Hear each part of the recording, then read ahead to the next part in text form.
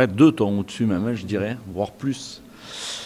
Ouais, je disais à l'investisseur, même en tant que joueur, je crois que j'ai jamais connu un scénario comme ça. Voilà. Sincèrement, je pense qu'on le joue 10 fois, on le perd 9 fois. On est loin de faire un bon match, on est pris dans l'engagement, on est pris sur le jeu au pied, sur l'aspect tactique et stratégique. C'est un petit miracle, mais qui sont allés se chercher. Ils ont fait preuve de beaucoup de caractère, de beaucoup de culot. Jusqu'à la fin, là, aller jouer cette pénalité à la main, alors qu'on sort de 2 ballons portés plutôt positifs. D'ailleurs, je ne sais pas quel est votre sentiment, mais je pense que l'arbitre peut aller entre les poteaux sur le deuxième. Mais voilà, on a ce culot et ce caractère qui fait que ce soir on se récompense c'est pour toutes les fois où on a eu ces money time qui nous ont fait défaut. Voilà, 2 fois en 2 week-ends, c'est vrai que c'est énormément d'émotions, mais quand ça termine comme ça, on prend. Hein. Vous étiez en pétard à la mi-temps. Ouais, parce que on a le droit de perdre un match, on a le droit de faire des erreurs techniques. Mais quand on est 15e, qu'on reçoit une équipe qui a 4 points devant nous, qu'on a la possibilité de sortir de la zone rouge, on n'a pas le droit d'être pris dans l'envie. Et sur la première mi-temps, on a été pris dans l'envie. Donc c'est ça qui nous a mis en colère. Voilà, je répète, hein, on est souvent indulgent sur l'aspect technique. Louper un jeu au pied, louper une passe, faire un en avant, on ne fait jamais exprès.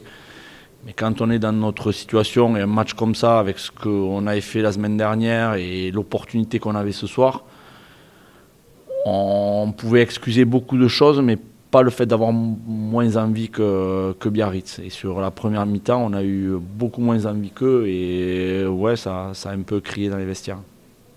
D'ailleurs, j'ai plus de voix. Qu'est-ce qui a changé qui faisait que au début de saison, vous perdiez ces matchs en fin de match et que maintenant, vous arrivez coup sur coup après la sirène La confiance, hein, c'est juste le sport de haut niveau, c'est beaucoup dans la tête quand même. Hein. Ce championnat est quand même assez fou, assez très homogène.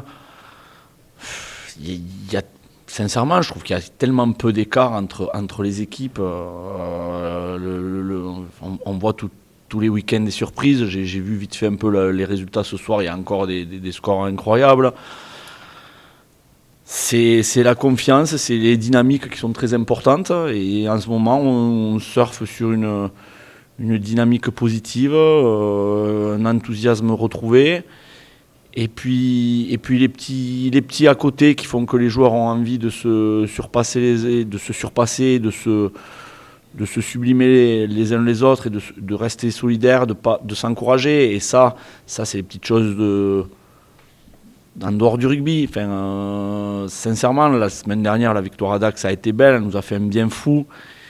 Et voilà, on s'est permis un petit arrêt sur la route à Tarbes pour aller boire un coup tous ensemble. Et sincèrement, on a senti un groupe uni, heureux de vivre ensemble. On avait évoqué l'éventualité de leur laisser dimanche dernier de repos, parce qu'on est quand même rentré à 10h de Dax. On est rentré à 10h, donc samedi matin. Mais c'est les joueurs eux-mêmes qui ont dit non, on se retrouve dimanche matin, on a un match important qui arrive. On va être heureux de se retrouver, de revoir le match, de reparler de la soirée. Et voilà, on est en train ça fait un petit moment que ce groupe s'entend bien, vit bien, mais avec forcément quelques résultats comme ça accentue ce plaisir de vivre ensemble et de se retrouver. Et voilà, j'espère que ce soir, on va passer une bonne soirée aussi tous ensemble, parce que les matchs se gagnent sur le terrain, mais ils se gagnent aussi souvent en dehors. Pardon ? En plus, pour le coup, ça sera plus facile. Mais c'est souvent les voyages à l'extérieur comme ça qui créent des petites choses différentes. Et sincèrement, enfin, on ne le saura jamais, mais s'il n'y avait pas eu Dax la semaine dernière, on n'aurait pas gagné ce soir. Ces 2 victoires, elles sont aussi symbolisées par les 2 essais de Matteo. Et 2 très bonnes entrées.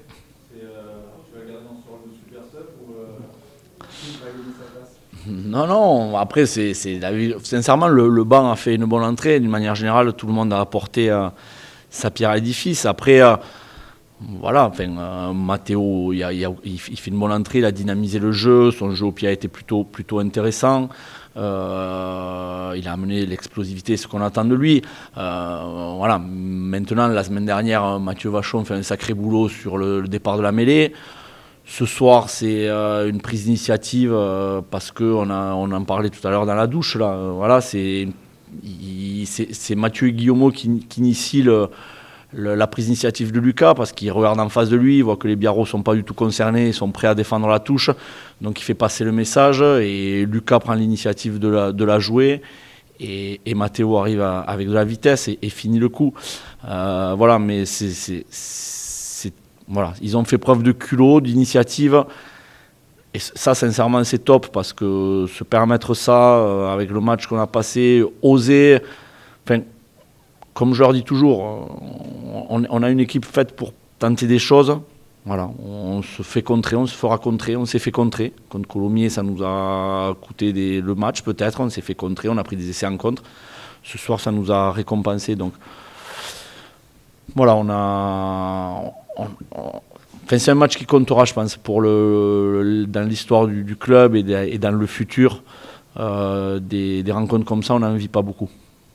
On parlait de Mimele, Thomas, il est sorti blessé. Ouais, je pense que c'était déjà son épaule douloureuse qui s'était blessée à Aurillac avant les fêtes de Noël. Voilà, il est retombé dessus, il s'est fait écraser un peu sur le sol, donc on va checker, mais c'était son épaule douloureuse qui lui a refait mal.